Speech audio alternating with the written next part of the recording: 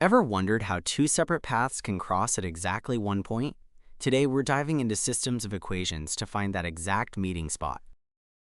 We're given two equations, y equals 5x plus 7 and y equals negative 4x minus 11. Our goal is to find the value of y where they meet. First, let's visualize these equations. Imagine them as two different paths on a map. Notice how they cross at one specific point? That's our solution. To find that exact point algebraically, we use a powerful technique called substitution. Since both equations equal y, we can set them equal to each other. Now, we just need to solve for x. We'll gather all the x terms on one side and the constants on the other.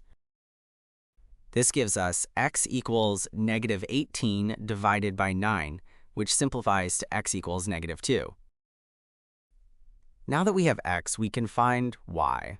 Let's use the first equation. Y equals 5x plus 7. So the value of y, where these two paths cross, is negative 3. And that's how we solve systems of equations.